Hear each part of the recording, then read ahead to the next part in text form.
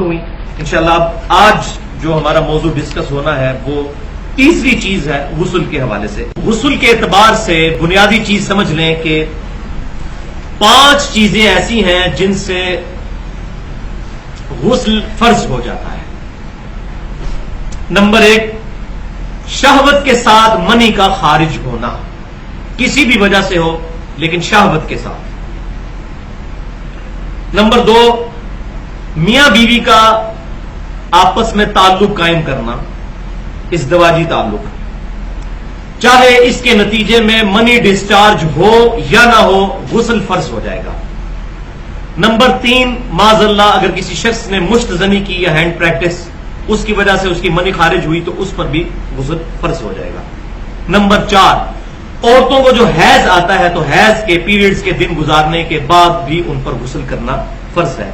اور نمبر 5، نفاس کے بعد، یعنی عورتیں جب ان کی ڈلیوری ہو جاتی ہے اس کے بعد 40 دن تک جو خون نکلتا ہے تو اس کے بعد بھی غسل کرنا فرض ہے.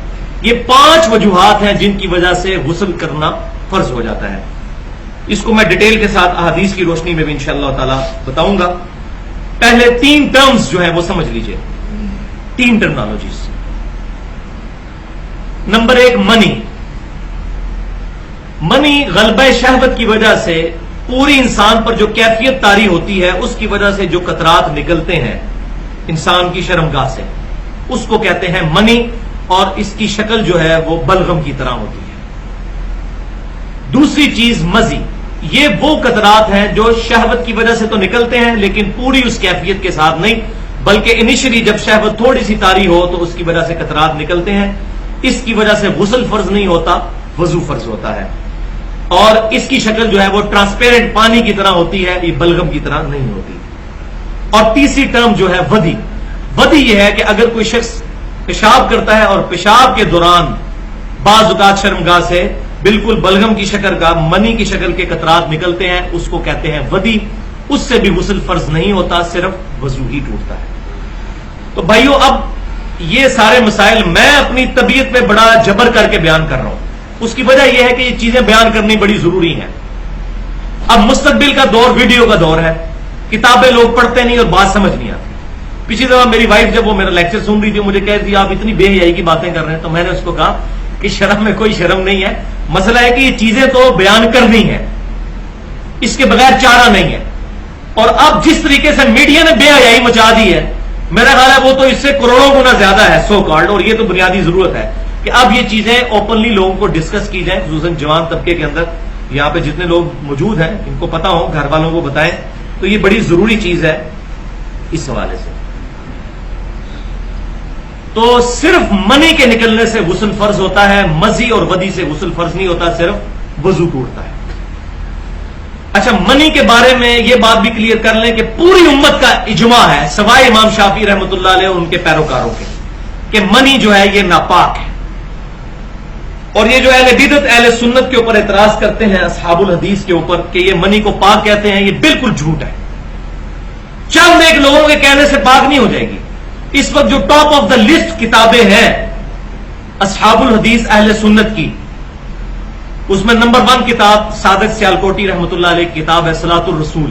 اس میں آپ دیکھ لیں آج سے 50 سال پہلے انہوں نے کتاب لکھی ہے اور اس میں نجاستوں کے بیان میں منی کو لکھا ہے کہ یہ نجاست ہے اور اس کو پاک کرنے کا طریقہ لکھا ہے. اور اس وقت جو پوری دنیا میں سب سے زیادہ اہل سنت کی کتاب چل رہی ہے، جو ہماری اہل سنت پاک.com پہ بھی اپلوڈ ہے، اسلامک بکس والے حصے میں بھی اور سنت طریقہ والے میں بھی، وہ دارالسلام کی نماز نبوی ہے، ڈاکٹر شفیق الرحمان صاحب کی حفظہ اللہ. بہت پیاری کتاب ہے.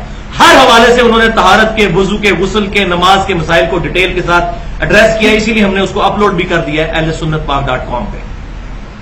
سنت طریقہ کے آئیکن کے اندر پہلے نمبر پر طہارت، وضو، غسل، تیمم وغیرہ کے احکام، اس میں وہی کتاب جو ہے ہم نے لنک کی ہوئی ہے، تقریباً 450-500 صفحات پر مشتمل. اس کتاب میں بھی نجاستوں کے بیان میں منی کا ذکر ہے. اور ہمارے لیے تو سب سے بڑی دلیل صحیح بخاری اور مسلم کی وہ متفق علیہ حدیث ہے. اما عائشہ رضی اللہ تعالیٰ عنہ کہتی ہیں کہ نبی صلی اللہ علیہ وسلم کے جب مبارک کپڑوں پر منی لگ جاتی تھی تو میں دھو دیا کرتی تھی، اور آپ صلی اللہ علیہ وسلم اس دھونے کے بعد گیلے کپڑے کو ہی اپنے جسم پر پہن کر جایا کرتے تھے، اور وہ گیلا کپڑا اس طریقے سے میں دیکھ رہی ہوتی تھی.